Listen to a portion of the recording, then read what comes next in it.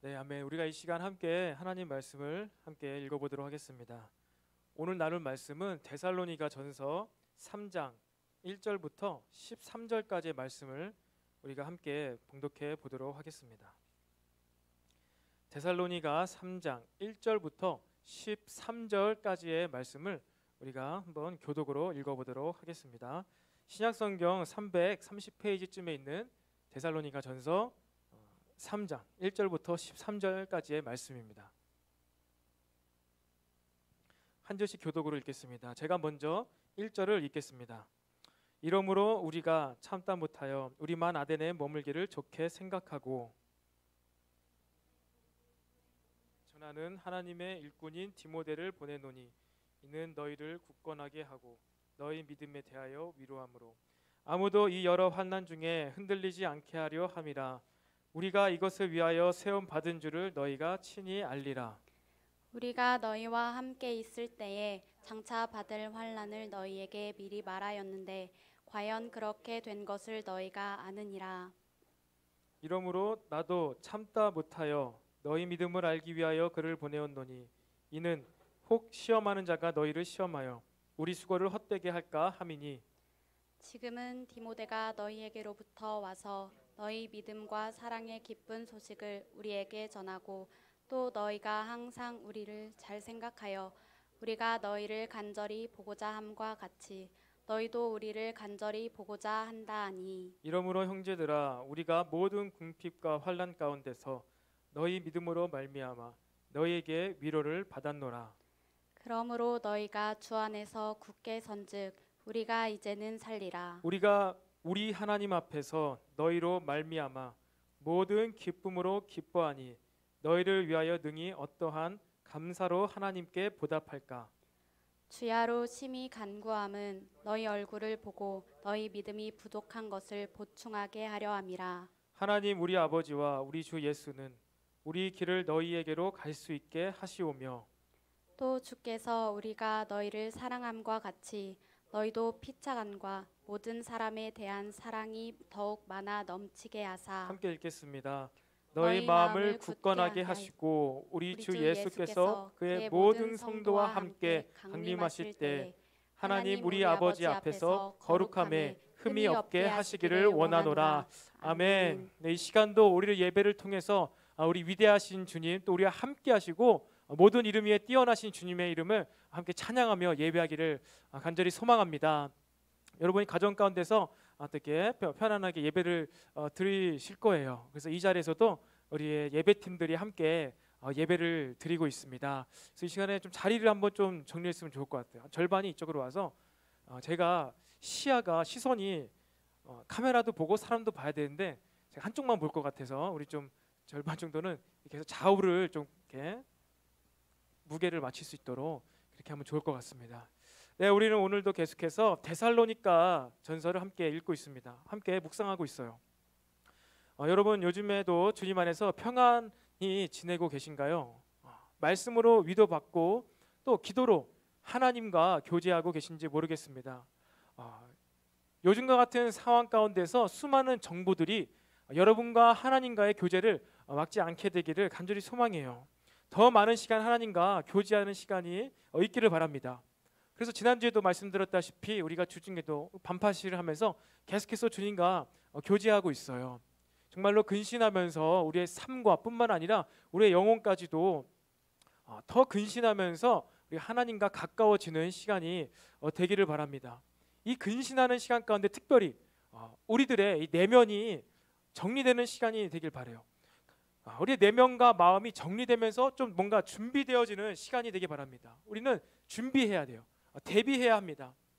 준비하고 대비한 자는 어려움을 덜 당할 수도 있고요.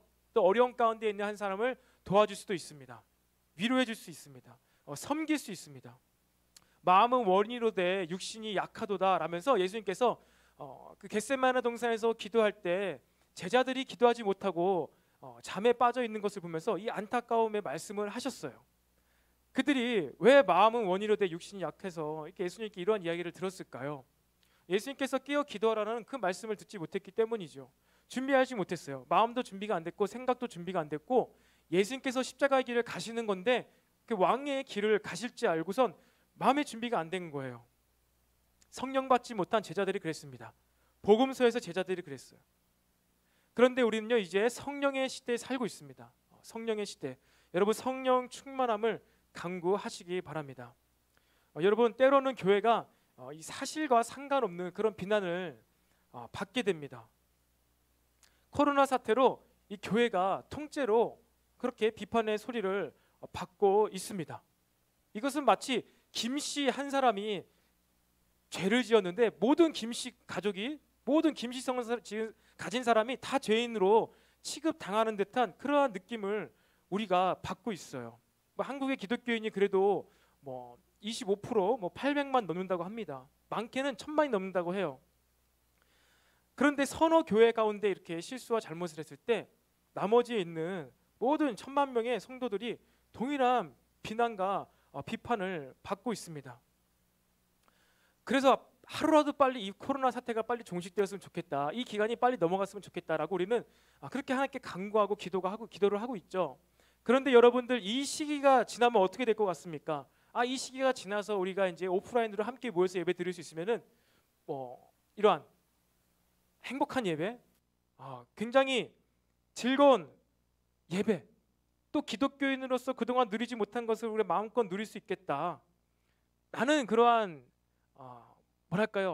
낙관적인 생각을 우리가 하고 있을지도 몰라요. 그런데 여러분 이 기간이 지나고 나면 어떤 시대가 돌아올까요? 엄청난 박해, 교회를 향한 엄청난 박해와 핍박은 오진 않을 것 같지만 은연중에 이 기독교인이라는 꼬리표가 더 부담스러운 시대 가운데로 우리가 들어가게 될 것은 분명한 것 같습니다. 사실이든 사실이 않든 그것과 상관없이 우리는 이 기간이 지나면은 그러한 시대로 접어들게 될 거예요. 기독교인이라는 꼬리표, 그것 때문에 이 기독교인이란 그리스도인이라는 이 이름표가 더 무거워지는 시대를 우리가 살아가게 될 것입니다. 그래서 우리는요 이 코로나 사태 기간 가운데 이 기간을 어떻게 지내야 하는가, 그냥 마냥 코로나 문제가 종식될 것을 위해서만 기도할 것이 아닙니다. 단순히 문제 해결 받는 것을 위해서 기도하는 것, 또 그것을 위해서 신앙생활하는 것 자체에서 한 걸음 더 나아가야 합니다. 신약의 예수님을 만나서 문제 해결 받은 모든 자들이 그랬죠. 그래서 예수님께서 문제 해결해 주시고 나를 따르라, 이제는 나를 따라 했습니다. 그리고 그렇게 말씀하시지 않은 사람들 가운데서도 그가 정죄함으로부터 자유함을 얻고 또 질병으로부터 자유함을 얻고 예수를 따르니라 라고 이렇게 기록이 되어 있습니다. 여러분 우리는 이 기간 가운데 이 문제 해결과 더불어서 새로운 상황 가운데 또 새롭게 주님의 길을 이제 한 걸음 한 걸음 뒤따라 걸어가야 하는 줄로 여러분 믿으시기 바랍니다. 그래서 이렇게 다가오는 시대, 다가오는 시간을 준비하는 것은요 우리 믿는 자들에게는요 이전부터 계속해서 살아왔던 삶이에요. 바울은 또한 이 데살로니가 이 성도들에게 그들이 당할 환난을 알고 있었습니다. 환난에 대비해야 한다라는 것을 알고 있었어요. 어떻게 환난에 대비할 수 있을까요? 환난에 대비한다는 것이 무엇일까요? 비상식량을 많이 사두는 것, 마스크를 많이 사놓는 것, 쌀을 많이 사놓는 것, 환난에 대비하는 것이 무엇일까요? 저도 최근에 이 쌀을 샀습니다. 쌀을 한 몇십 킬로를 사고요. 라면도 한 박스 사고 군대에서 파는 비상식량 있죠, 전투식량, 김병장 제육볶음인가요? 이거를 샀어요, 한 박스를. 난생 처음 이제 인터넷에 검색해가지고 샀습니다. 그 한 박스를 샀는데 제가 고른 그 제품이 품절이라는 거예요. 다른 걸로 바꿔야 된다는 거예요. 그래서 딴 거 아무거나 달라고 해서 사가지고 한번 먹어봤는데 괜찮더라고요. 저도 비상식량을 준비하긴 했는데 여러분 진정으로 오늘 바울이 또 성경에서 또 하나님을 믿는 자들이 진정으로 환난에 대비하는 것, 다가오는 새로운 시대 가운데 대비하는 것이 어떤 모습이 진정한 모습일까요? 그것은 하나님 앞에 거룩하게 사는 것입니다. 좀 더 구체적으로 주의 강림하실 때를 우리가 기억하며 흠없고 거룩한 자로 우리가 준비되어지는 것, 그것이 우리 환난을 대비하는 모습입니다. 다가오는 환난을 대비하는 것, 하나님 앞에 거룩하게, 또 강림하실 주님을 기억하며 흠없고 정결하게 준비되어지는 자들이 환란에 대비하는 그리스도인이라는 것입니다. 그렇다면 이 환란, 오늘 제목도 믿는 자들이 받을 환란인데 믿는 자들에게는 도대체 어떠한 환란이 따르기에 우리는 이러한 환란을 가운데 하나님 앞에 준비되어야 되는가, 대비되어야 하는가? 여러분, 믿는 자들에게 어떠한 환란이 따를 수 있을까요? 첫 번째로는요, 궁핍함에 처할 수가 있습니다. 오늘 7절 말씀에 이런 말씀이 기록되어 있죠.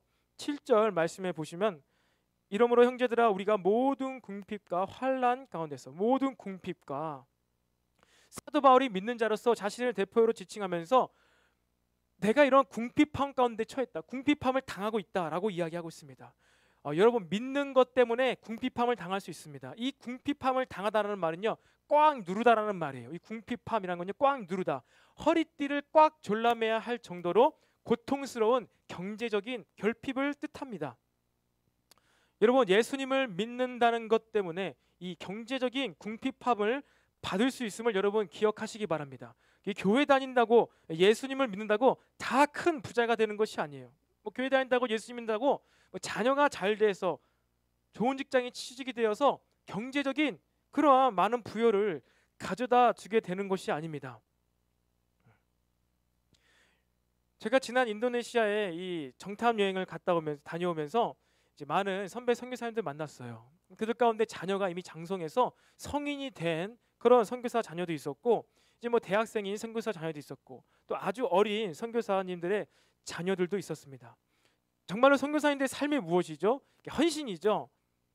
우리 한국을 떠나서 해외에 나가서 문화도 다르고 언어도 다르고 여러 가지 생각도 가치관도 다른 그들과 함께 이 본질적인 가치, 예수님을 증거하는 사람들이 바로 이 선교사님들이에요.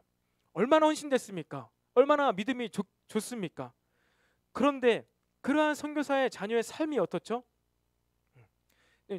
어떠한 제대로 된 공교육을 받지 못하는 그러한 오직 가운데서 사역하시는 분도 있었어요.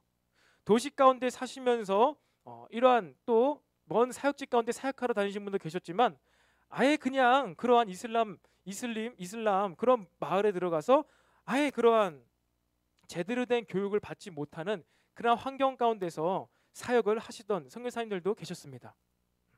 홈스쿨링을 해야만 했었죠. 그리고 또 많은 선교 사역 가운데 이 어린 현지인들을 섬기기 위해서 그들은 이제 가정교육과 또 공교육이 그 당시에 20-30년 전에 너무 좋지 않았기 때문에 이 선교사님 자녀들, 어느 정도 교육을 받은 선교사님 중고등학생 자녀들이 그 현지 아이들에게 뭐 과외처럼, 뭐 공부방처럼 운영하면서 아주 기초적인 뭐 수학 공부, 뭐 산수 공부, 뭐 음악 공부 이런 거 해주는 거, 영어 공부 해주는 것을 그들이 굉장히 좋아했어요. 그래서 열악한 상황이지만 본인도 배우기에 급급하지만 이 선교사님 자녀들이 부모님을 따라서 같이 사역지를 나가서 더 어린 아이들을 가르치고 그들을 사랑해주고 웃어주고 안아주고 이러한 삶을 사는 것이 선교사 자녀의 삶이었습니다.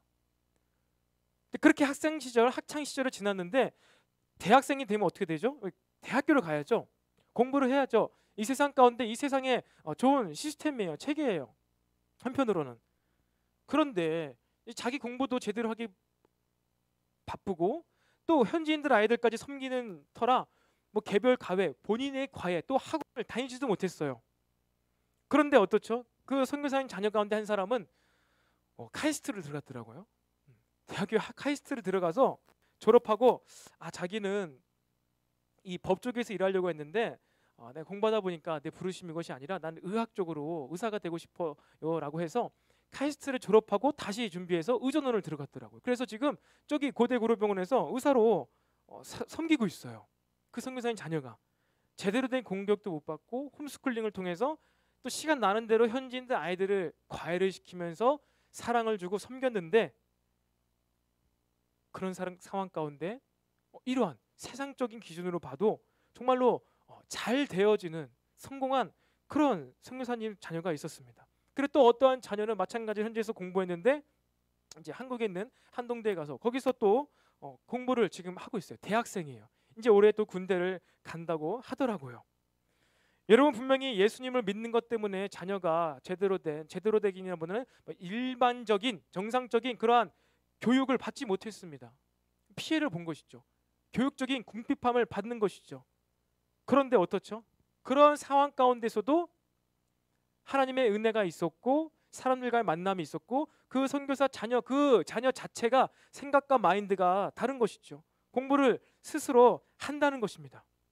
그런 가운데 이렇게 정말로 하나님께서 보살펴 주시고 하나님께서 그 자녀의 마음과 생각을 바꿔서 또 세상 가운데서도 영향력을 끼칠 수 있는 그런 자리 가운데로 인도하시는 것을 볼 수 있었어요.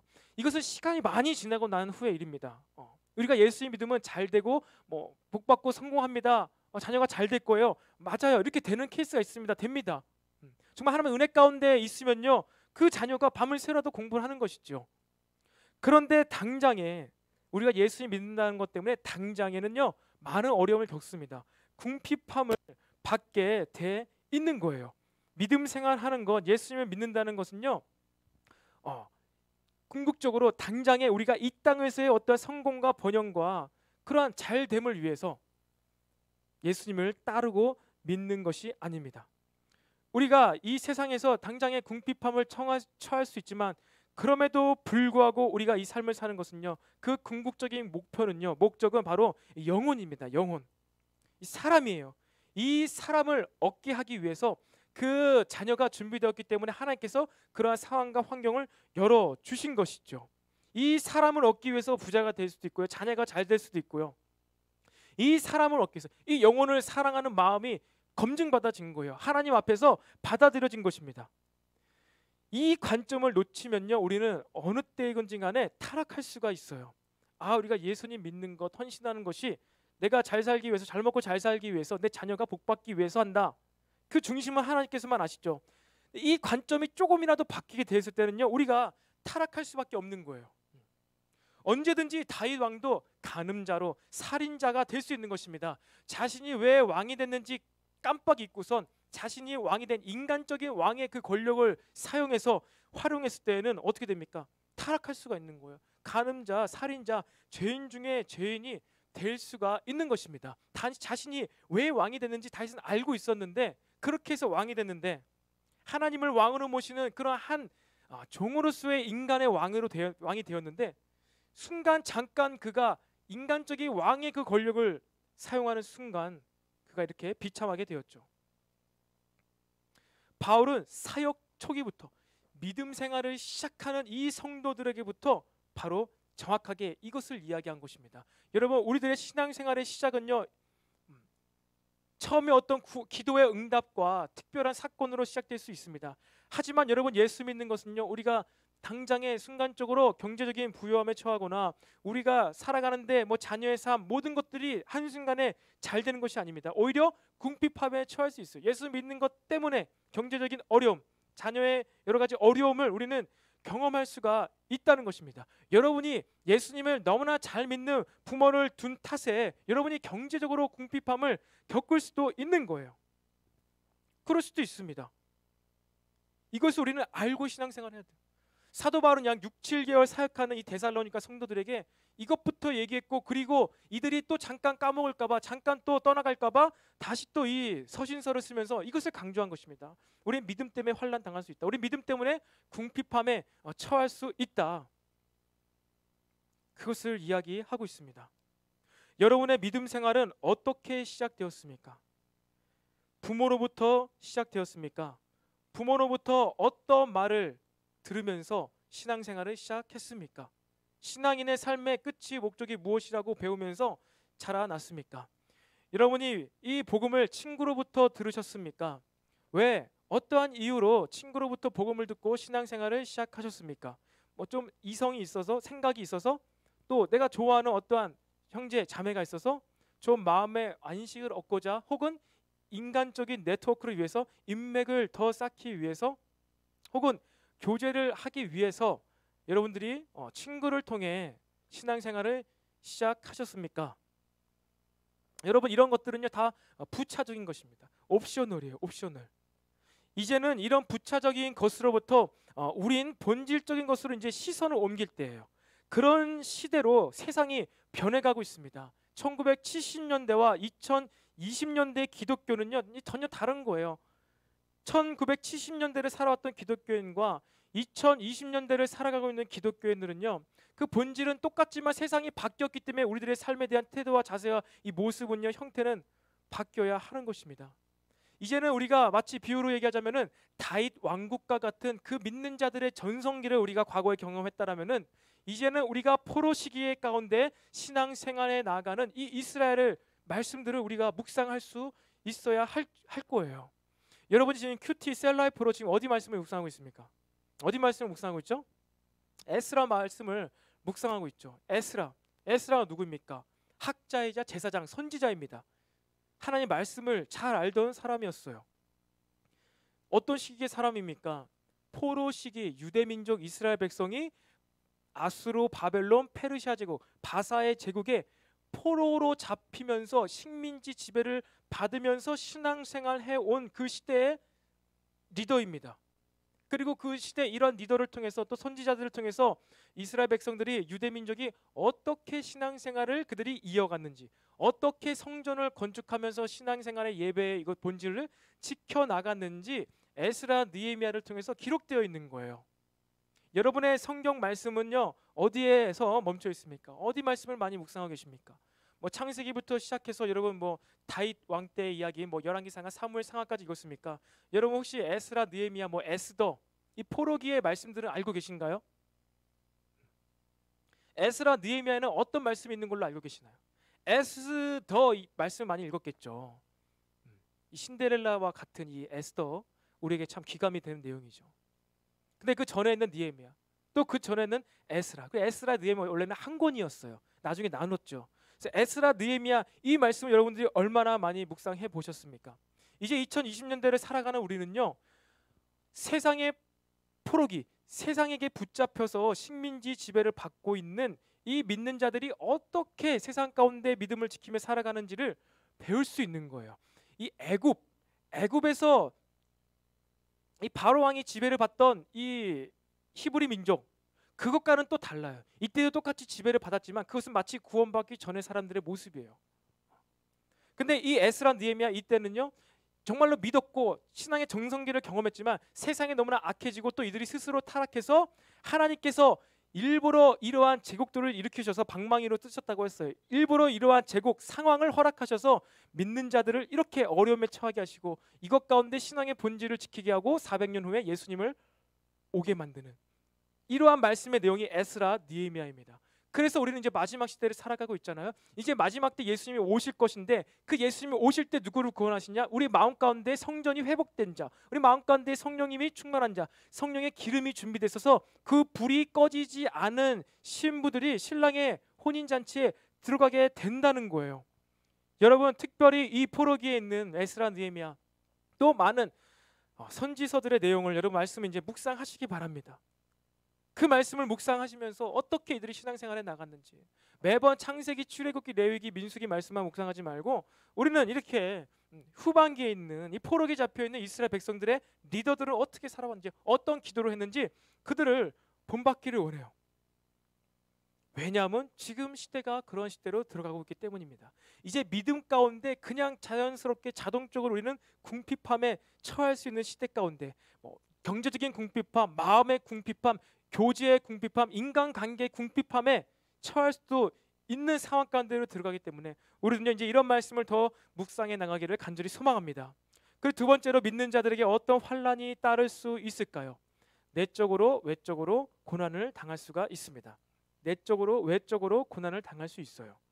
7절 아까 그 말씀에 모든 궁핍과 환난 가운데서 이렇게 되어 있습니다. 이 바울이 자기가 받았던 이 환난을 말하고 있죠. 그래서 이것은 단어 자체는 내적과 외적인 고통 둘 다를 포함하는 단어인데 대다수의 성경학자들은 이 바울이 겪었을 심리적인 고통을 말하고 있다고 합니다. 지금 바울은요 자신이 아테네에서 사역을 하고 있어요. 아테네에서 사역을 하고 이제 고린도로 막 사역을 가서 이 편지를 쓴 것입니다. 여러분 그리스 아테네에서 바울이 어떠한 일을 겪었는지 여러분 기억하시나요? 바울이 어떠한 지금 심리적인 고통 가운데 이 편지를 지금 그럼에도 불구하고 데살로니가 성도들을 위해서 이 편지를 쓰고 있죠. 아테네에서 굉장히 철학적인 메시지로 굉장히 막 그러한 이 이상학적인 개념적인 것을 좋아하는 그리스 철학자들과 함께 복음을 가지고 어떻게 했죠? 이 논쟁을 했어요. 철학적인 논쟁을 했습니다. 그것 가운데 큰 이제 실패를 맛보았어요. 그래서 얼른 자리를 옮겨서 이제 고린도 지방으로 갔습니다. 그전에는 막 역사도 나타나고 능력도 나타나고 그랬는데 바울이 여기서는 이들이 원하는 그런 어떠한 철학적인 언변술로 많은 사역을 했는데 소수의 사람들만 믿고 자리에서 빨리 이동해야 되는 그런 어려움에 처했습니다. 그래서 바울이 굉장히 낙담을 했었어요 이때. 그래서 고린도 전서를 이야기하면서 내가 이제 복음 외에는 다른 것을 말하지 않겠다라고 한 거예요.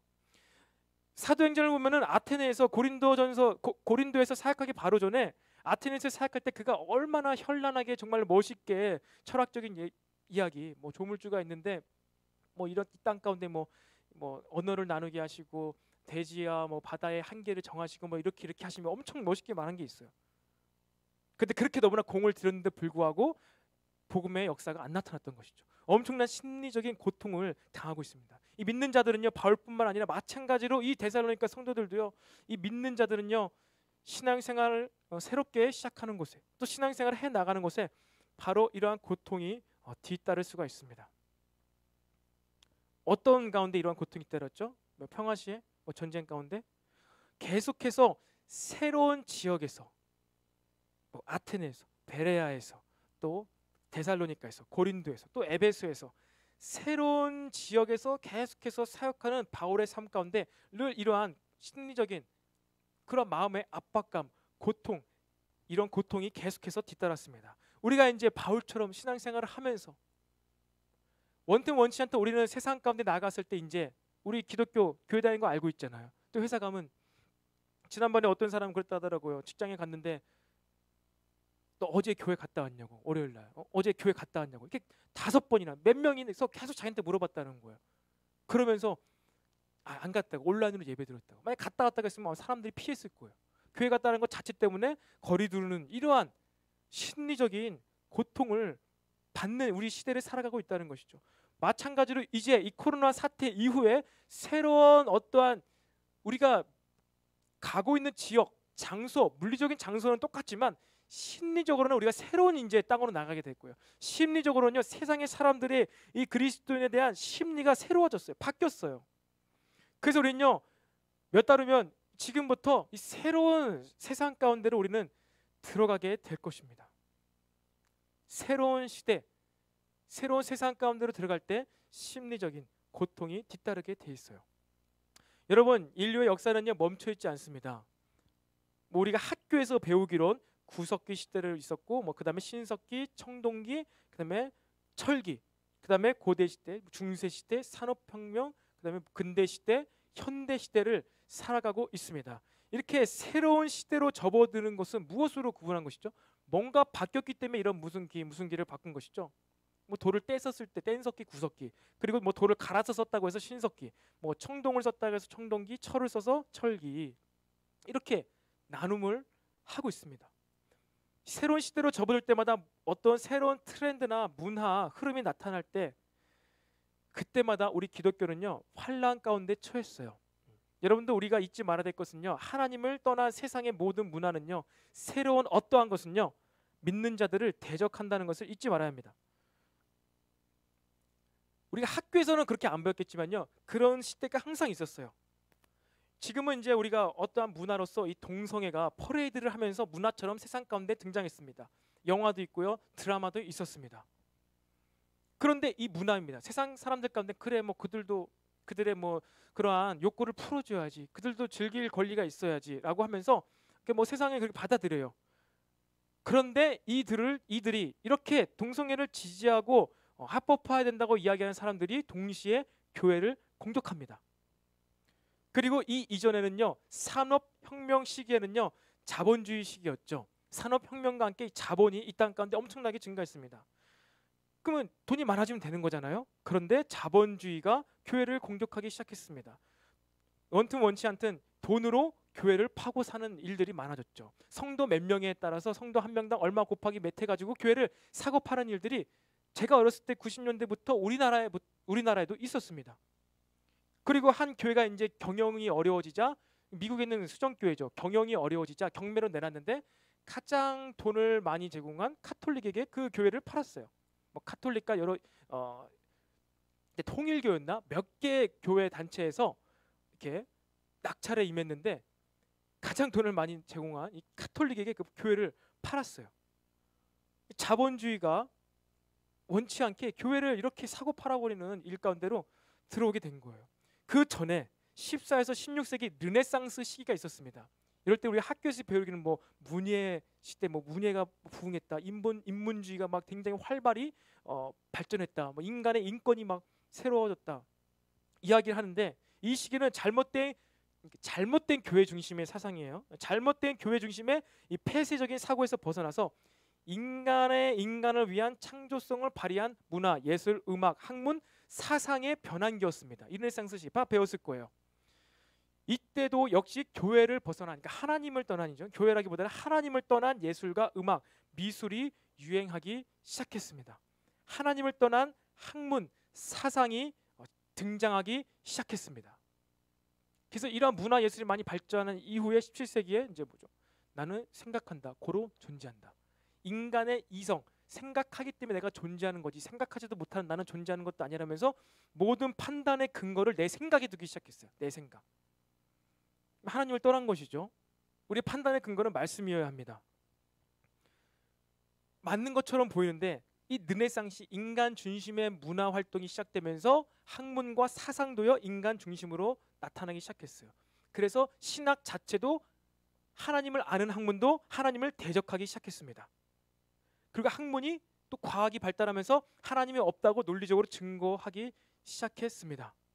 새로운 시대가 뭔가 문화가 나타날 때마다 교회를 대적했어요.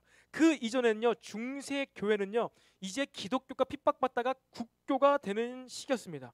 이 제도화된 종교로 말미암아 중세 교회가 하나님을 떠났습니다. 인본적인 종교로 국교인 기독교가 하나님을 떠난 사태가 발생되어 버렸죠. 핍박받던 시기에서 새로운 시기로 국교가 기독교가 되었는데, 새로운 시대가 되었는데 하나님을 떠나버린 거예요. 그리고 그 전에는 어떤 시대죠?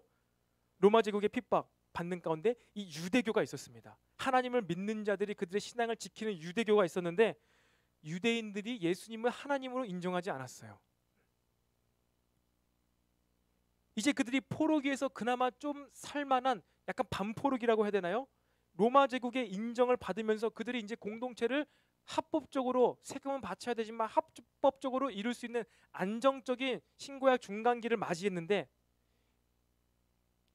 그 시기 가운데서도 이러한 흐름으로 말미암아 유대교를 만들어서 그들이 예수님을 하나님으로 인정하지 않게 되었습니다. 여러분, 인류 역사의 이 메인스트림의 절대 다수는 항상 진정한 교회를 받아들이지 않았습니다. 대적했습니다. 더 올라가서 최초에 온 인류가 하나님을 믿었던 시기가 있었죠. 아담과 하와의 시기. 온 인류가 하나님을 믿는 메인스트림, 온 인류가 하나님을 믿는 그때 가운데서도 이들을 대적하던 자가 있었죠. 누구죠? 사단이죠. 이 뱀이 달콤함으로 하나님을 대적했습니다. 결국 아담을 무너뜨렸습니다. 태초부터 사단은 인간을 공격했고 무너뜨렸고 세상을 손에 쥐게 되었습니다. 그래서 이 세상의 메인스트림 절대 다수는요 항상 교회를 공격하게 돼 있어요. 그게 어떤 모양이든지 간에 세상이 흘러가는 대로 가만히 두면요 그 시대 정신은 교회를 대적하게 되어 있습니다. 대적하게 돼 있어요. 그죠? 어떠한 모양이든 간에 자본주의든 뭐 르네상스이든 뭐 국교가 기독교가 되는 것이든 뭐 어떤 음악이든 사상이든 그것을 그냥 내버려 두면요 진정으로 예수님 믿는 사람들을 대적하게 되어 있습니다. 그래서 그 흐름을요 예수님을 믿는 자들이 바꿔야 돼요. 여러분, 이제는 우리가 이 코로나 시기를 지나고 나서 새로운 시기가 찾아올 거예요. 새로운 시기가 찾아올 것입니다. 200~300년 후에 이 기독교의 역사를 얘기할 때 한국 교회의 그 어떤 흐름을 구분지을 때 뭐 일제 강점기 때 한국 교회, 또 부흥기 뭐 5, 6, 70년대, 80년대 한국 교회 기독교의 부흥기, 뭐 8, 90년대 뭐 물질적으로 뭐 타락하는 기, 뭐 90년대, 2000년대 뭐 목회자들이 성적으로 타락한 기 분명히 평가를 할 거예요. 그리고 2020년대 코로나 사태 이후로 기독교가 세상으로부터 핍박받고 욕을 먹는 시기. 그런데 그 당시에 그러한 시기 가운데 이러한 방법으로 믿는 자들이, 지도자들이, 새로운 다음 세대 지도자들이, 느헤미야 같은 자들이 일어나서 이 믿음을 지켜왔다. 그래서 아직까지도 우리가 교회를 유지하고 있다라고 역사가들이, 기독교 역사가들이 이 시기를 기록할 것입니다. 여러분, 중세 시대 사탄이 교회를 타락시켰죠. 그러면 교회를 회복시켜야 합니다. 여러분, 르네상스 시대 문학, 예술, 학문, 사상을 사단이 타락시켰습니다. 그럼 우리는 그것을 회복시켜야 돼요. 산업혁명 시대에 사단이 자본을 타락시켜버렸습니다. 이것을 회복해야 합니다. 현대에 와서는 인간에게 좋고 기쁨을 주는 게 선이다 라는 것을 외치고 있습니다. 순간 그게 좋아 보일지라도요, 그것을 쫓을 때 우리는 그것에 노예가 됩니다. 그것이 우리를 노예로 삼아버리게 되는 거예요. 사람에게 좋은 것을 하면요, 반드시 그것에 우리가 노예가 되어버리게 되어 있습니다. 이제 이 사단이 정말 그 본색을 드러내는 거예요. 전에는 뭐 문학에 숨어서 예술과 사상과 막 이러한 것에 숨어서 문화에 숨어 있는데, 이제는 더 적나라하게 인간에게 좋은 것이 좋은 거야 라면서 우리를 유혹하고 있어요. 무슨 얘기느냐? 여러분, 돈만 있으면 자유할 것 같죠? 돈이 많으면 정말 행복할 것 같죠? 돈을 많이 벌어보십시오. 돈이 많다고 생각해 보십시오. 그러면 돈의 노예가 됩니다. 돈을 잃지 않기 위해서 내가 이제 어떻게 해야 되고, 돈을 더 벌기 위해서 내가 어떻게 해야 되는가를 생각하게 돼 있어요. 여러분, 알코올, 술, 뭐 포도주, 뭐 맥주, 우리 기분 좋게 하죠. 뭐 예수님께서도 그렇게 술을 마시지 않았냐, 포도주를 드시지 않았냐, 우리도 좀 마셔보자, 난 자유하고 싶다, I'm free 외치면서 마실 수도 있죠. 마실 수도 있어요. 그런데 그것을 좋아하면은 마시면 어떻게 되죠? 이제 내가 술을 찾게 되는 거예요. 더 좋은 술, 새로운 술이 나왔대. 뭐 맥주가 새로운 게 나왔대. 뭐 여성에게 좋은 술이래. 여자가 마시는 술이래. 뭐 부드러운 거래. 나의 관심이 이제 그곳에 가게 되버리는 거예요. 여러분, 게임을 좋아하지요. 난 자유함은 있어. 난 게임을 하면서 자유를 느끼고 싶어. 제가 하고 싶은 대로 좀 놔둬. 제가 했던 얘기예요. 제가 중학교, 고등학교 때 게임을 너무 좋아했어요. 나 게임하면 너무 좋다고. 막 게임하면서 자유를 누린다고. 심지어 제가 게임하면서 제가 막 많은 지식들을 얻을 수 있다고 이렇게 얘기했어요, 부모님에게. 어떤 게임에는 막 나라들을 여행하는 게임이 있었어요. 제가 부모님도 모르는 그런 나라들을, 유럽 나라들을 다 알게 됐어요. 이름들을, 수도를, 도시들을. 그러면서 합리화한 거죠. 봐라, 내가 이렇게 세계사를 공부하고 있다. 그런데 어떻게 되죠? 내가 게임을 하면서 자유함을 느꼈지만 나중에는요, 게임을 안 하면 안 되는 사람이 되는 거예요. 게임을 해야만 되는 거예요. 게임을 해서 피곤해 쩔어가지고 이제 더 이상 안 되겠다 해서 그대에서 잠을 잘 수 있는 그러한 사람이 된 것입니다. 여러분, 난 정말 드라마가 너무 좋아. 드라마 보면 너무나 행복해. 드라마를 보면서 난 자유함을 느껴. 한 번, 두 번, 세 번, 네 번 보면 어떻게 되죠? 드라마를 안 보면 이제 못 살게 돼요. 궁금하게 돼요. 인간 자체를 위한 어떠한 것이든지 간에 그것의 노예가 됩니다. 이성도 마찬가지. 나에게 남자친구, 여자친구에서 너무 좋을 것 같아. 나만 사랑해주고 나를 위해서 선물도 해주고 내가 아플 때 와서 간호해주고 막 전화해주고 내 마음을 위로해주는 그 이성 있어야지. 있어야 합니다. 결혼하기 위해서. 그런데 이성이 있으면 내가 좋으니까 나에게 이성 친구가 필요하다. 그렇게 사귀어 보십시오. 결국에 그 이성에게 매이게 됩니다. 혹은 그 이성 때문에 얘는 난 남자친구인데 얘는 내 여자친구인데 왜 나에게 이렇게도 안 해주지? 왜 연락도 안 해주지? 왜 내가 아프고 힘든데 왜 내 마음 몰라주지? 마치 그가 꼭 내 마음을 다 알아야 되는 것처럼 그 이성의 노예가 돼버리는 거예요. 왜 그럴까요, 여러분? 마치 돈 좋은 것 같고 드라마, 뭐 이성 친구, 때로는 술, 뭔가 좋은 것 같은데 때로는 이 세상에 우리 먹는 것, 자유함, 우리 맛있는 거 먹을 수 있잖아요. 뭐 치킨 맛있잖아요. 야식 좋잖아요. 자유함을 즐기면서 먹을 수 있는데 한두 번 먹다 보면 어떻게 되죠? 이제 야식 없이는 잠이 안 와. 그것의 노예가 되는 거예요. 신기하죠? 인간에게 좋은 것, 선해 보이는 것인데 그것을 했을 때 반드시 우리는 그것의 노예가 되게 되었습니다. 왜 그럴까요? 그것을 통해서 역사하는 세력이 있기 때문에요. 우리는 그것의 노예가 됩니다. 반드시 그렇게 되어 있는 거예요. 그렇다고 해서 이 모든 것을 떠나 살라는 것이 아닙니다. 그럼 우리 산속에 들어가야죠. 불자가 되어야죠. 그것이 아닙니다. 이 세상에 우리에게 뭐 이성, 친구, 돈, 뭐 때로는 술, 뭐 때로는 우리에게 뭐 영화나 뭐 미디어 콘텐츠 하나님 우리에게 허락하셨어요. 근데 그것을 무엇을 위하여? 목적에 맞게 하나님을 위하여 사용하지 않는다면, 하나님과 연결시켜서 그것을 생각하지 못한다면요, 반드시 그것은 우리를 변질되게 만들어 버립니다. 왜? 이 세상에는 선한 것이 없기 때문에, 하나님을 위해서 사용되어질 때에만 거룩하고 선해지기 때문에. 인간들도 마찬가지, 우리 사람들도 마찬가지입니다. 그냥 내버려두면요 타락해요. 변질되게 돼 있어요. 반드시 하나님을 바라보며 하나님의 영광 가운데 거할 때 우리가 거룩하고 선하게 살아갈 수가 있는 것입니다.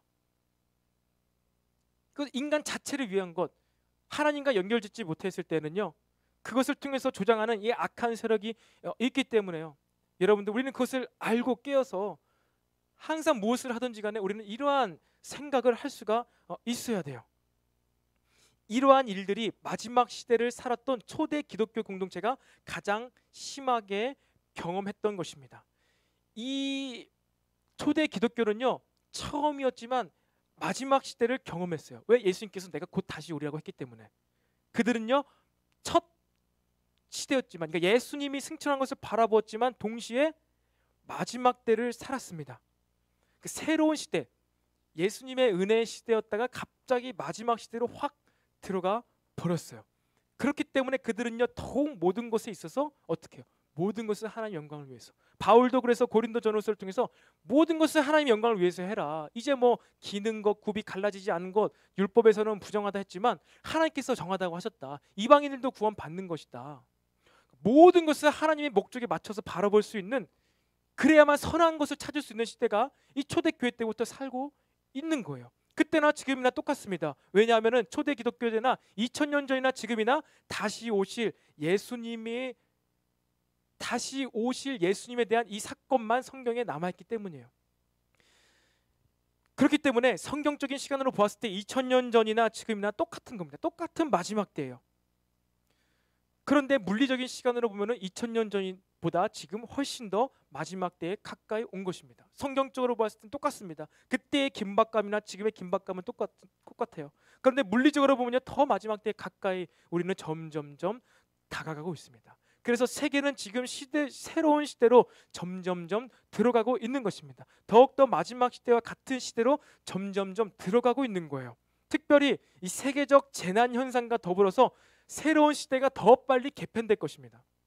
재난과 고통은 빠른 변화를 불러오기 때문입니다.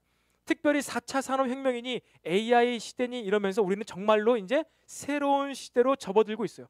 막 신석기 시대에서 철기 시대를 변화한 만큼 변화가 우리는 이제 맞이하고 있는 거예요.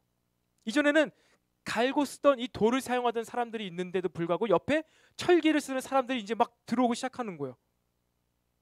새로운 시대로 접어들 때 이러한 새로운 시대의 문화와 기술과 이런 것을 하나님의 영광의 목적에 맞게 사용하지 않을 때 어떻게 된다고요? 그것이 하나님을 대적하게 된다고요. 이 4차 산업혁명이니 AI 시대니 우리는 새로운 시대로 접어들고 있어요. 이 바로 전에 우리는 무슨 시대를 맛보았죠? 정보화 시대. 3차 산업혁명, 정보화 시대를 살았습니다. 이 정보화 시대로 접어들면서 우리의 삶이 얼마나 많이 바뀌게 되었습니까? 지금이 우리의 정보화 시대의 절정을 다다르고 있죠. 그래서 우리가 이렇게 지금 실시간으로 유튜브로 영상을 들을 수 있는 거 아닙니까? 우리가 이 정보화 시대를 하나님의 목적에 맞게, 영광의 목적에 맞게 사용할 수 있으니까 이러한 시대 가운데서도 우리 예배를 드릴 수가 있는 거예요.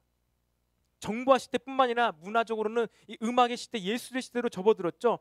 그래서 이 3차 산업혁명 정보화 시대로 접어들면서 또 음악의 시대로 접어들면서 이것에 빠르게 발 맞추어서 받아들인, 이것조차 하나님의 영광을 위해서 사용하기를 빠르게 그 옷을 입었던 교회들은요, 다른 그 무엇보다도 다음 세대들을 많이 얻을 수가 있었습니다.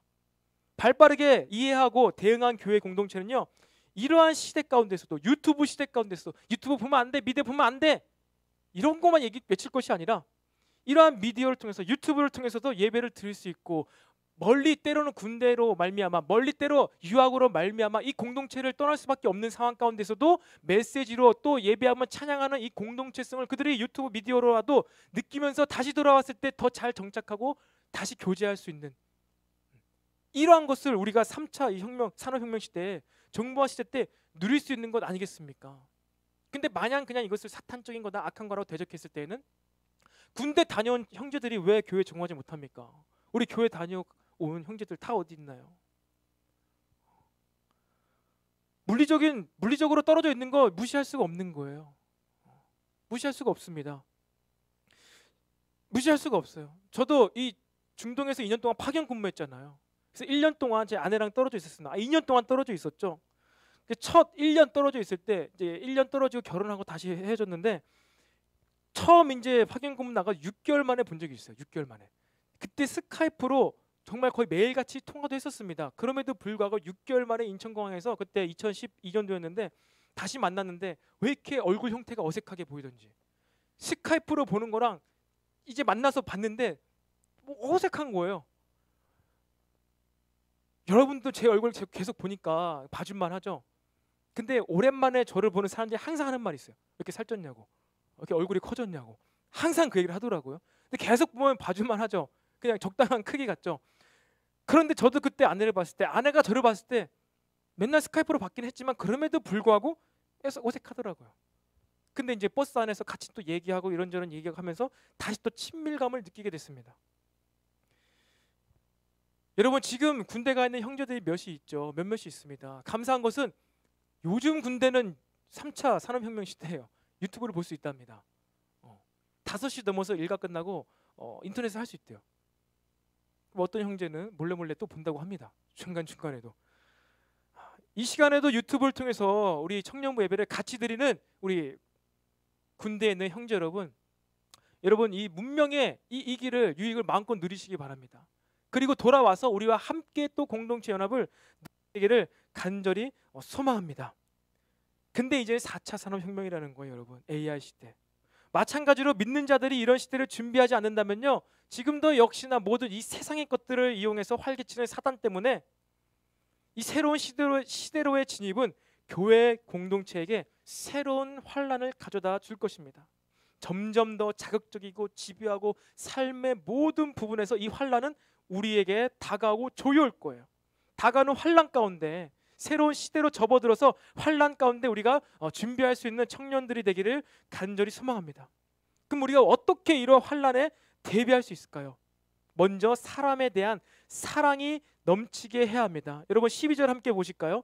12절 말씀에 또 주께서 우리가 너희를 사랑함과 같이 너희도 피차간 모든 사람에 대한 사랑이 더욱 많아 넘치게 하사, 사랑을 하는 것뿐만 아니라 사랑해요 이것이 아니라 사랑을 어떻게 하라고요? 흘러 넘치게 하라는 거예요. 넘치게 하라는 겁니다. 피차간에 서로 마찬가지로 사람에 대한 사랑이 넘치게 하라는 겁니다. 여러분 마지막 때가 오면요, 사랑함이 없어진다는 거예요. 예수님께서도 마지막 때 현상 가운데 사람을 사랑하는 것보다 돈을 사랑함이 많으니라 했어요. 돈보다 자본을 더 많이 사랑하게 된다고 했습니다. 근데 이제 자본을 사랑하면 막 이제 우리 지나가고 있죠. 여러분 마지막 때 환란 가운데 우리가 이 대비하고 극복하고 이길 수 있는 방법은요, 인간에 대한 사랑의 마음을 잃지 마시기 바랍니다. 여러분 한번 옆에서 같이 예배드리고 또 영상 보는 여러분들 한번 함께 고백해 보세요. 이렇게 얘기합시다. 예수님의 이름으로 당신을 사랑합니다. 해볼까요? 시작. 얼굴을 마주 보면서 또 화면을 보면서 예수님의 이름으로 당신을 사랑합니다. 여러분 인간을 사랑하는 이것이 환난을 이겨내는 비결이라고 이야기하고 있는 거예요. 여러분 지난달에 제가 AI 로봇과 결혼한 중국인 30세 남성을 봤습니다. 이가 그 직업에서 종사하고 있었어요. 근데 자기가 만든 AI 로봇과 결혼을 했습니다. 여성 로봇과.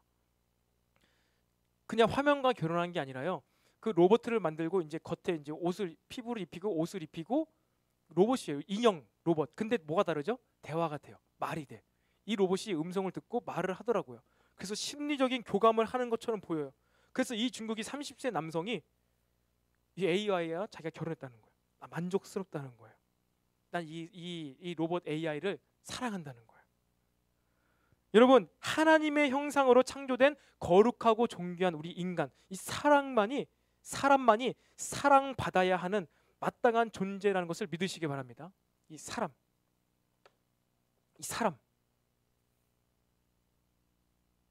이쁘고 멋지고 건강한 인간상에 대한 것을 우리가 잃지 말아야 돼요. 하나님의 형상대로 창조됐기 때문에 우리는요 다 예쁘고 멋지고 건강한 겁니다. 이쁘고 멋지고는 무엇 때문에 이쁘고 멋지죠, 여러분? 누구처럼 닮았기 때문에, 연예인처럼 닮았기 때문에, 팔등신이기 때문에 이쁘고 멋진가요? 그것은 세상적인 기준이죠. 이쁘고 멋지려면 뭐가 필요하죠? 우리에게 매력이 필요하죠. 정말 매력 있다. 매력이 있을 때 우리는 정말 예쁘다. 정말 멋지다. 이것이 느껴지잖아요. 그 사람마다 다 좋아하는 사람이 다르잖아요. 왜? 그 사람에게 있는 이런 매력이 어필이 되니까. 이 매력이라는 단어가 어디서 왔다고요? 은사에서 왔다고요. 카리스마틱, 은사, 매력, 카리스마, 체리티. 그래서 우리는요 이렇게 하나님의 주신 은사를 활용하면서 부르심을 향해 달려나가는 이쁘고 멋지고 또 건강한 인간상에 대한 것을 여러분이 잃지 말아야 합니다. 여러분 자체 스스로도요 내적 외적으로 모든 면에서 아름답고 건강할 수 있어야 합니다. 여러분의 외적인 물리적인 이 육신도요 아름답게 가꿔야죠. 건강하게 가꿀 수 있어야 됩니다. 그러므로 말미암아 사랑스러운 존재가 되어야 돼요. 여러분의 그 몸을 함부로 굴리지 마세요. 함부로 어디다가 이렇게 하지 마세요. 깨끗하게 거룩하게 가꾸시기 바랍니다. 그리고 마찬가지로 이 매력적인 것, 이 카리스마적인 것, 이쁘고 멋진 것, 이것도 어떻게 됩니까? 하나님을 향해 달려나감으로 말미암아 여러분들을 사랑받을 만한 사람으로 가꾸어 나아가시길 바랍니다. 그뿐만 아니라 이것을 나뿐만 아니라 타인에게도 확장시켜 나갈 수 있어야 합니다. 내 옆에 있는 사람도요 이쁘고 사랑스러운 존재로, 그럴 만한 조건이 없어도 사랑해야죠. 사랑해야 됩니다. 그런데 그에게 정말 성경적으로도 너무나 매력이 없는, 그냥 너무나 맨날 그 돌아오지 못하는 탕자와 같은 돼지우리에 있는 그 탕자와 같은 모습으로 있는데 이쁘고 사랑스럽죠. 근데 늘 그냥 거기에만 주저앉고 있는데 그냥 그거 자리에만 있으면서 계속 그런 단순한 위로를 하면서 이쁘고 사랑스러운 존재야라는 것을 넘어서서 진정으로 하나님 앞에서 이쁘고 사랑스러운 존재로 나아갈 수 있도록 타인에게도 이러한 사랑을 알려줘야 됩니다. 말씀을 기준으로 한 사랑을 해야 합니다. 이것은 진리와 함께 기뻐할 수 있는 사랑입니다. 불의를 미워할 수 있는 사랑이어야 합니다. 하나님을 통한 사랑, 말씀을 통한 사랑만이 우리를 진정한 사랑을 할 수 있는 사람으로 만들 수가 있는 거예요. 이 사랑을 해본 적이 있습니까? 믿음 안에서 타인을 사랑해 본 적이 있습니까? 믿음 안에서 타인이 잘 되었으면 좋겠다. 이 사람도 하나님의 사랑을 받고 사랑스러워지는 한 인격체로, 인간으로, 사람으로 성장했으면 좋겠다라는 바람을 해본 적이 있습니까? 그 사랑을 회복하기 바랍니다. 그 사랑을 회복하면서 나아갈 때만이 우리가 이 환난을 이겨낼 수 있다는 거예요. 여러분, 그래서 우리는요, 우리 청년 지체는요, 서로 사랑에 빠질 수 있는 우리 공동체가 되기를 바랍니다. 우리는 서로 단순히 사랑합니다가 아니라요, 이러한 의미에서의 사랑, 더 사랑스러운 존재로 만들어줄 수 있고 세워줄 수 있는 그러한 청년들로 나아가기를 간절히 소망합니다. 그래서 우리 가운데서 더 바라고 원하는 것은 모든 면에서 맞아떨어져서 이성을 만나서 교제해서 결혼까지 하게 되기를 간절히 소망합니다. 아멘. 결혼까지 하길 바라요. 왜? 사귀는 목적이 결혼이기 때문에. 성경적으로 보았을 때 사랑하는 대상이 아닌데 세상적인 기준으로 서로의 마음이 맞아서 교제하고 결혼하지 않기를 바랍니다. 절대 그러지 않기를 바라요. 당장은 좋을지 몰라도 모든 갈등의 원인이 바로 내가 그 원해서 좋아한 그것 때문에 갈라지게 되어 있습니다. 결혼하기 전에는 정말 성격 좋은 것 같았는데 결혼하고 나보니 성격이 왜 이렇지? 원래 성격이 그랬던 거예요. 원래 성격이 꾸민 것이죠. 하나님의 기준의 사랑, 이 말씀으로 하는 사랑 때문에 만나서 사귀고 결혼을 해야 돼요. 세상적인 기준으로 가정 배경이 좋아서 가정에 돈이 많아서 그것 때문에 세상 사람들 원하잖아요. 그것 때문에 결혼한다. 그 가정의 부모의 재산 때문에, 돈 때문에 힘들어집니다. 그것 때문에 어려워져요. 당장은 아파트를 뭐 매매로 사서 좋을지 몰라도 그것 때문에 부모에게 구속이 됩니다. 속박이 되는 거예요. 물론 그것을 넘어서서 진정한 사랑함으로 부모의 그러한 부를 아무런 대가 없이 부모가 준다면 받아야죠. 아파트를 사줄게. 아무런 대가 바라지 않아. 너희들 행복하길 바래. 이러한 헌신적인, 정말 자기를 부인하는 사랑함으로 그렇게 아파트를 사주는 부모님이 계실지 모르겠지만 그렇게 사준다면 받으십시오. 근데 그게 아니라면요, 모든 것은, 인간적인 것은요, 다 매이게 돼 있는 거예요. 그만큼 해줬다, 그럼 나도 그만큼 해줘야 되는 거예요. 이것이 세상의 이치인 것이죠. 그래서 여러분들, 인간적인 기준으로, 교회 안에서 인간적인 기준으로 교제하고 결혼하면요, 그것은 힘든 결혼 생활이 될 것입니다. 하나님의 말씀의 기준으로 사랑을 해야 되고요, 사랑으로 사람을 세워가야 되고요, 뿐만 아니라 더 나아가서 우리는요, 청년의 때입니다. 교제를 해야 됩니다. 결혼을 해야 됩니다. 아름다운 결혼에까지 나아가는 우리 모두가 되길 간절히 소망합니다. 둘째로 마지막이에요. 메시지가 좀 길죠. 마지막입니다. 둘째로요, 어떻게 이 환난을 극복할 수 있는가? 하나님 앞에 거룩하고 흠없이 살아야 합니다. 13절 말씀에 우리 주 예수께서 그의 모든 성도와 함께 강림하실 때 하나님 우리 아버지 앞에서 거룩함에 흠이 없게 하시기를 원하노라. 뭐 사랑도 해야 된다 하면서 마지막으로 끝낼 때 우리 아버지 앞에서 거룩함에 흠이 없게 하시기를 원한다라고 끝나고 있습니다. 이 바울의 기도 내용입니다. 여러분, 어떠한 새로운 시대가 우리에게 밀려와도요, 우리는 하나님 앞에서 거룩하고 흠없이 살면 됩니다. 하나님 앞에서 거룩하고 흠없이 살면요, 모든 면에서 이것을 적용하고 새로워질 수 있어요. 모든 판단의 기준이 하나님 앞에서 거룩하고 흠이 없는 것인가 라고 생각해 볼 수 있을 때 우리는요, 그 어떠한 거리낌 없이 갈등 없이 살아갈 수 있어요. 동성애가 하나님 앞에서 거룩하고 흠이 없는 것인가 생각해 보면 되는 것이죠. 내가 대학생활 중에 대학 문화에서 술 마시는 것이 하나님 앞에서 거룩하고 흠이 없는 것인가 생각해 보면 되는 것이죠. 내 친구들이 다 해서 나도 어쩔 수 없이 하고 있는 온라인 게임이 하나님 앞에서 거룩하고 흠이 없는 것인가. AI 시대가 와서 내가 집에서 AI와 대화를 나누면서 때로는 AI와 결혼을 하면서 심리적인 위로를 받는 것이 하나님 앞에서 거룩하고 흠이 없는 것인가 생각해 보면 된다는 거예요. 하나님 앞에서 거룩하고 흠이 없는 것이 무엇인지 본질적으로 이해를 해야 모든 다가오는 시대와 문화 가운데 우리가 기준을 바로 세울 수 있는 것입니다. 하나님 앞에서 거룩하고 흠이 없는다는 것이 그렇다면 무엇입니까? 매일같이 샤워하는 것입니까? 매일같이 목욕 제기하는 것입니까? 구약의 유대의 서기관들처럼 성경을 필사할 때 여호와라는 이름이 나타날 때 붓을 내려놓고 가서 찬물로 목욕을 제기하고 다시 와서 그 여호와를 쓰고 다시 또 쓰다가 여호와가 나오면은 다시 또 찬물로 목욕하고 와서 글씨를 쓰는 것, 이게 거룩한 것입니까? 어떻게 우리가 거룩해질 수 있을까요? 시편 119편 9절에 우리 거룩함의 뜻을 분명히 알아야죠. 개념이 아니죠. 시편 119편 9절에 청년이 무엇으로 그의 행실을 깨끗하게 하리까? 주의 말씀만 지킬 따름이니이다. 여러분, 우리가 거룩해질 수 있는 방법은요, 계명을 지키는 것입니다. 주의 율례를 즐거워하는 것입니다. 우리들의 행위로 형식으로 절대 거룩해질 수가 없습니다. 주의 말씀으로만 거룩해질 수 있어요. 그래서 말씀을 명확히 주셨어요. 10계명을 주셨죠. 10계명을 지키면 구원받는다? 아닙니다. 말씀을 지킴으로 우리가 거룩해질 수 있어요. 10계명을 지킨다고 구원받는 것이 아닙니다. 혹시 청년들 가운데 이 설교 메시지 가운데 자꾸 의심과 이 질문과 상반되는 어떠한 성경의 구절들이 막 자꾸 떠오르는 게 있습니까? 우리가 뭐 말씀만 지켜야 되나? 10계명 지켜야 되나? 분명히 말씀에는 오직 의인은 믿음으로 구원받는다고 했는데 왜 자꾸 전도사님이 저런 얘기할까? 혹시나 몇몇 지체 가운데 그러한 마음과 생각이 자꾸 막 성경 구절까지 막 떠올라. 그러한 지체가 있습니까? 그런 것으로 마음이 어려운 지체가 있다면요, 기도하시기 바랍니다. 내가 왜 마음이 어려울까? 지금처럼 여러분 혼자 조용히 방 안에서 예배를 드릴 수 있는 가운데 자신을 돌아보고 여러분의 내면을 스스로 조용히 점검해 볼 수 있는 시간이 되기를 바랍니다. 제가 말씀을 가지고 굉장히 구체적이고 실제적인 그러한 이야기를 하기 때문에 어떠한 다른 상황 가운데 다른 목적을 위해서 쓰여진 말씀 구절 때문에 여러분의 마음이 어려운 사람이 있을지 모르겠어요.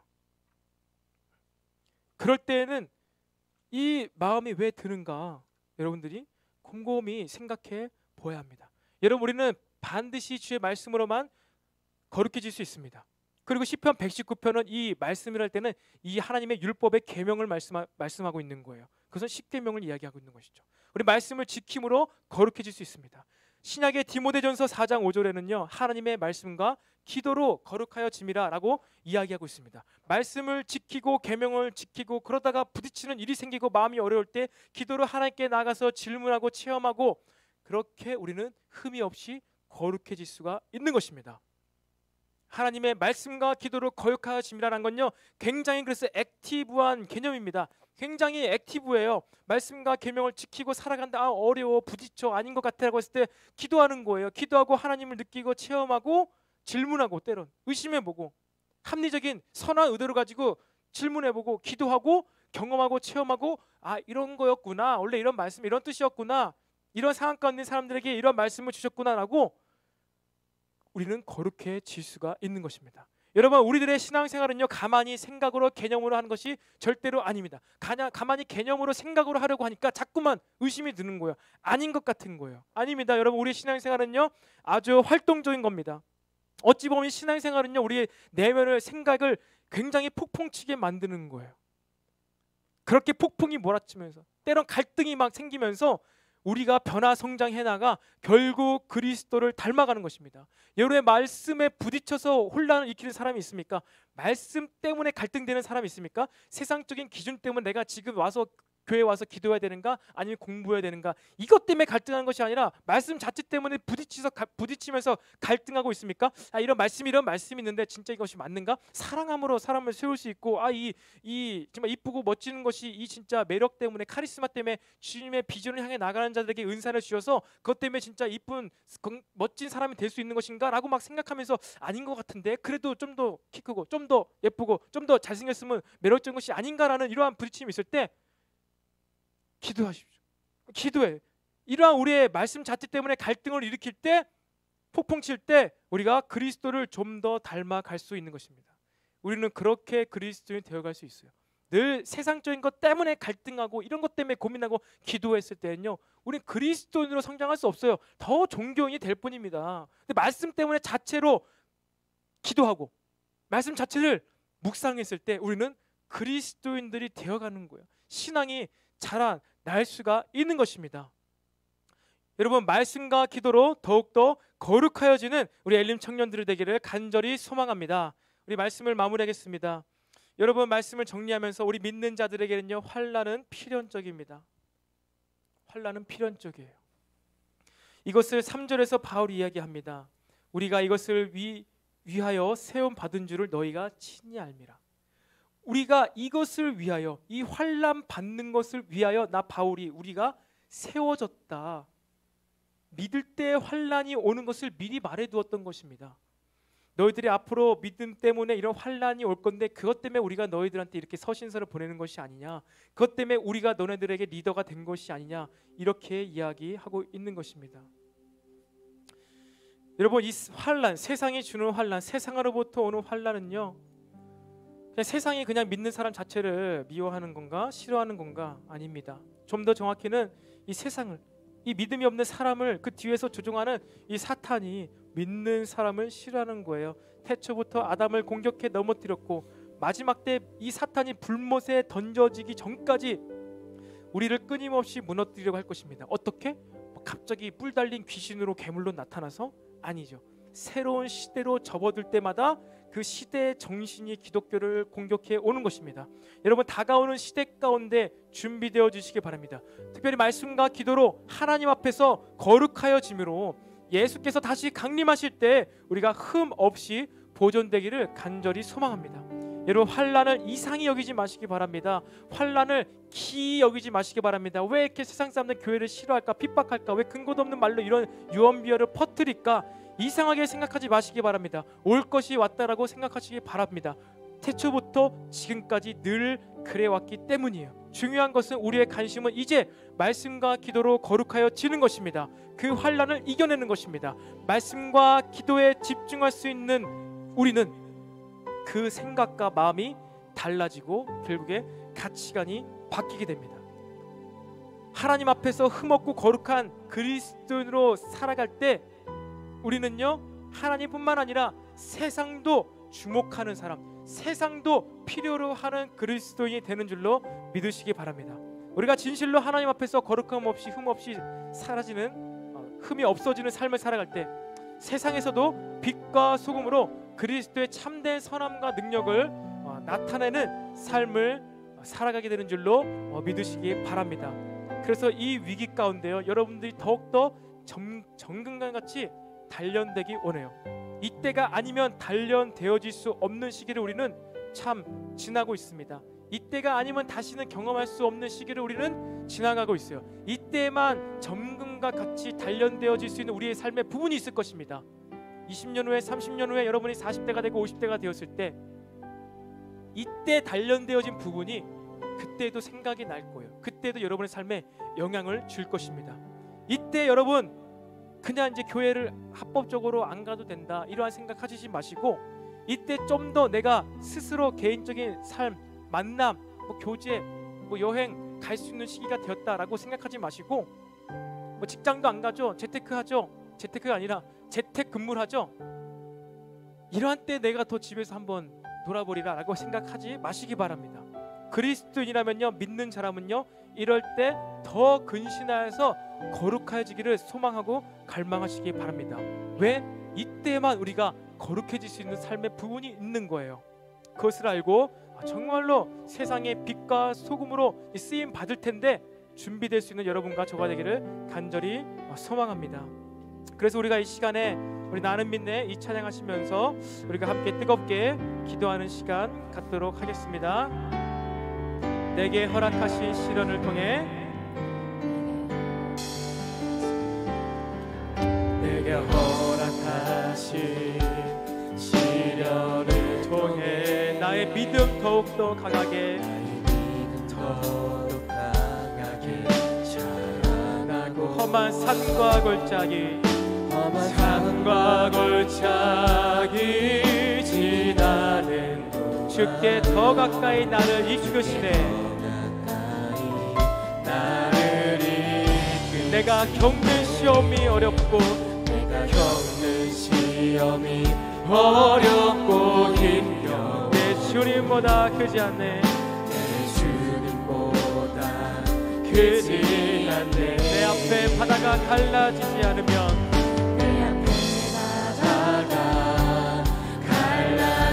주가 나로 바다 위 걷게 하리. 주가 나로 바다 위 걷게 하리. 나는 믿네. 주의 능력으로 내 삶 새롭게 되리. 주의 능력으로 내 삶 새롭게 되리. 나는 믿네. 주의 능력으로 담대히 나가리. 주의 능력으로 담대히 나가리라.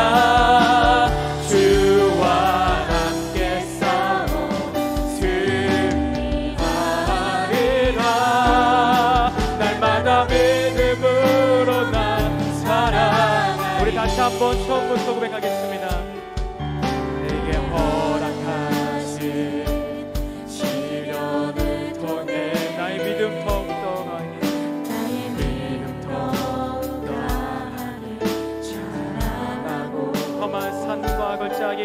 험한 산과 골짜기 지나는 간 주께 더 가까이 나르리.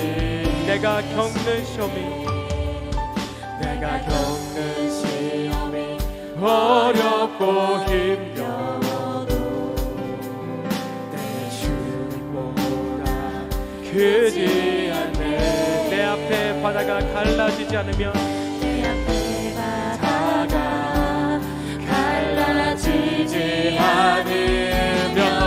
주가 나로 바다 위 걷게 하리. 나는 믿네.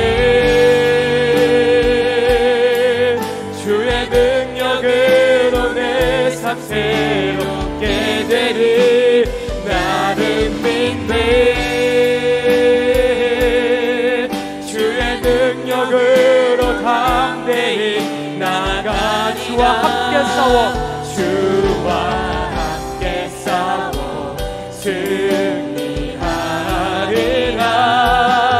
날마다 믿음으로 나는 믿는 주의 능력으로 나는 믿는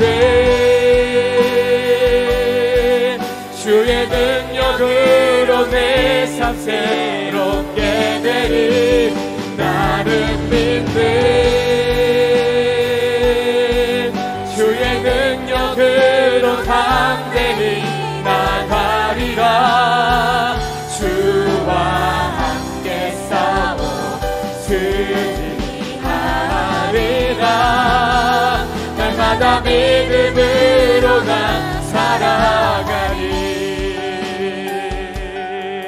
아멘. 우리가 이 시간 들은 말씀을 생각하며 함께 기도하기 원합니다. 주님, 그렇습니다. 이 시기 가운데 우리 믿는 공동체에게 주신 시련을 통하여서 아버지의 믿음이 더욱더 강하게 자라나게 하여 주시옵소서. 내 앞에 다가오는 이 파도를 하나님 밟고 넘어서는 자들이 되게 하여 주시옵소서. 우리가 말씀을 생각하며 다 같이 주여 한번 부르며 기도하겠습니다. 주여. 네, 주님 감사합니다. 우리가 시작 가운데 다가오는 이 환난을 통하여서 아버지의 믿음이 더욱더 강해지고 아버지의 믿음이 더욱더 견고해지게 하여 주시옵소서. 그래서 모든 시련, 모든 험한 산과 골짜기를 지나가다가 우리가 주 앞에서 그리스도로 정금과 같이 발견받게 도와주시옵소서. 정금과 같이 되게 하여 주시옵소서. 주님께서 원하시는 그러한 믿음으로 성장할 수 있도록 도와여 주시옵소서. 주님, 내 뜻을 호령합니다. 내 마음과 생각이 하나님께 붙들림 받게 도와주시옵소서. 우리의 모든 마음들이 우리의 마음과 같아지게 하여 주시옵소서. 다시 한번 주의 능력으로 담대히 나가리라. 삶을 살게 도와주시옵소서. 그래서 하나님 원하시는 삶의 모습으로 그리스도의 역사와 그리스도의 날마다 믿음으로 살아가리. 우리가 이 시간에 말씀을 생각하면서 한 가지 더 기도하기 원합니다. 여러분이 지금까지 신앙생활 해오면서 말씀에 부딪혔던 것이 무엇입니까? 여러분의 인생의 어떤 부딪힘이 아니라 여러분이 순수하게 말씀 때문에 부딪혔던 것이 무엇입니까? 오늘 메시지를 들으면서 또한 여러분의 마음 가운데 부딪혔고 갈등을 일으켰던 부분이 무엇입니까? 여러분, 이 갈등과 이 부딪힘을 넘어설 때 우리가 더욱더 그리스도를, 예수님을 닮아가게 되는 줄로 믿으시기 바랍니다. 이러한 갈등을 넘어설 때 우리가 종교인이 아니라 더욱더 신앙인으로 성장하게 되는 줄로 믿으시기 바랍니다. 그래서 이 시간에 각자 여러분 기도하십시오. 주님, 내 마음 가운데 이 말씀 가운데 이 말씀이 받아들여지지 않았습니다. 내 이 말씀 구절이 이때 하는 내 귀에 들리지 않았습니다. 하나님 아버지, 이것이 무엇이 잘못되어 온 것입니까? 무엇이 진리고 옳은 것입니까? 아버지, 그것을 내가 판단하게 해 도와주시옵소서. 말씀을 기준으로 정확히 판단할 수 있도록 주님에게 지혜를 주시옵소서. 그래서 내 내면이 정리되어지고 말씀의 우선순위가 바로 잡혀서 하나님 그리스도를 더 닮은 믿는 자, 그리스도인 청년들이 되게 도와주시옵소서. 우리가 이런 말씀을 생각하며 여러분의 마음을 돌아보며 다같이 주여 한번 부르고 기도하겠습니다. 주여, 나는 믿네. 주의 능력으로 내 삶을 기도하기 원합니다. 아버지, 이 말씀이 내 마음의 생각이 이러한 것과 내 생각의 생각과 부딪히고 아버지, 이러한 갈등, 말씀의 부딪히고 있는 이 말씀 가운데 아버지가 진리를 바로 알고 말씀의 바로 알고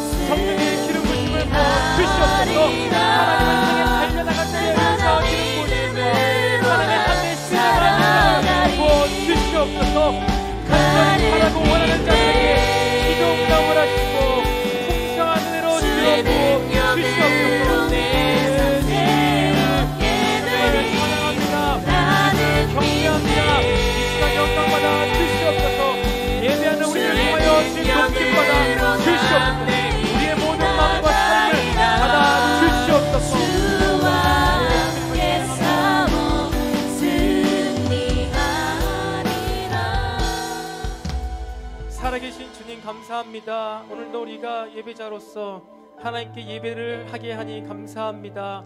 우리의 마음이 성령의 임재하신 가운데 주님을 바라보며 경험하며 예배하게 하시니 감사합니다. 아버지, 우리가 말씀 앞에 바로 서기 원합니다. 말씀 앞에 좌로나 우로나 치우치지 않기 위해 내가 말씀과 부딪히며 말씀과 씨름하며 더욱더 나의 생각이 아닌 아버지 기도함으로써 이 말씀이 체험되어지게 하여 주시옵소서. 우리의 생각을 계속 경험하는 것이 아니라 우리 살아계신 하나님의 말씀, 하나님 아버지 모든 영과 혼과 육을 쪼개는 이 구분시킬 수 있는 이 말씀을 경험하기 원합니다. 그래서 하나님의 말씀에 감탄하며 감복하며 그 하나님의 말씀에 경배할 수 있는 우리 모든 청년들이 되게 하여 주시옵소서. 아버지, 그 어느 때보다도 우리의 생각과 마음을 이 말씀에 두어야 합니다. 다가오는 시대 가운데 우리의 생각을 사단이 틈탑니다. 우리의 마음을 휘잡아갑니다. 우리의 마음과 생각을 우리 스스로 지킬 수가 없습니다.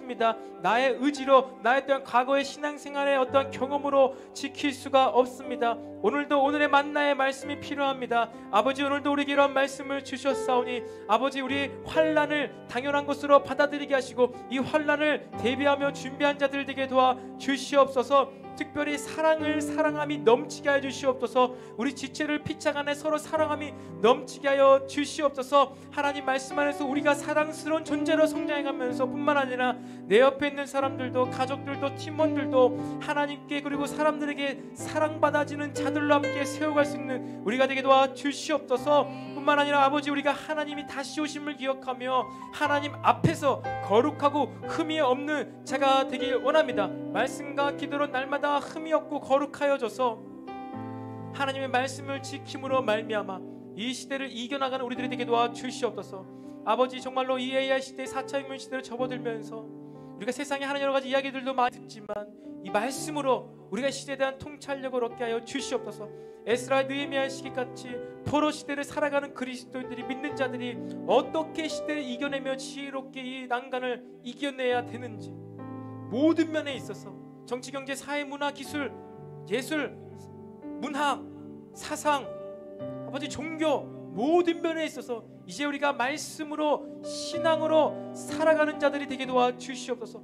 우리 신앙이 종교의 영역만 머물지 않게 하여 주시옵소서. 우리 신앙 생활이 모든 우리의 삶의 영역으로 확장될 것을 예수님의 이름으로 선포됩니다.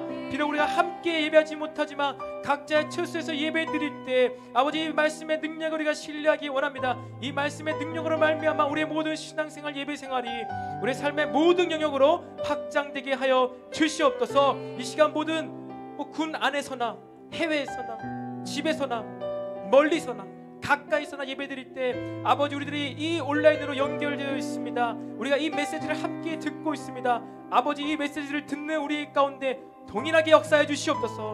바라고 원하는 것은 성령의 임재를 우리에게 부어주사 이 말씀이 하나님의 뜻대로 우리 가운데 풀어지게 하여 주시옵소서. 오늘도 우리가 믿음으로 하나님께 예물을 드립니다. 아버지, 우리들의 마음의 중심을 받아 주시옵소서. 이러한 때 이러한 모양으로 예배드리는 우리의 간절한 마음, 이렇게밖에 표현할 수 없는 우리의 마음을 주님께서 받으시고 긍휼함으로 우리에게 은혜를 부어 주시옵소서. 그래서 하나님의 은혜로 살아갈 수 있는 우리 청년들, 특별히 이 자본과 물질의 영역에서도 하나님의 은혜를 구하며 은혜로 하나님께 영광 돌릴 수 있는 이런 아름다운 삶을 살 수 있도록 성령님 역사하여 주시옵소서. 오늘도 함께 하신 주님께 감사드리며 이 모든 말씀 살아계신 우리 구주 예수님의 이름으로 기도드립니다. 아멘. 하늘에 계신 우리 아버지여, 이름이 거룩히 여김을 받으시오며 나라가 임하옵시며 뜻이 하늘에서 이루어진 것 같이 이 땅에서 이루어지이다. 오늘날 우리에게도 일용할 양식을 주옵시고 우리가 우리에게 죄 지은 자를 사하여 준 것 같이 우리 죄를 사하여 주옵시고 우리를 시험에 들게 하지 마옵시고 다만 악에서 구하옵소서. 대개 나라와 권세와 영광이 아버지께 영원히 있사옵나이다. 아멘.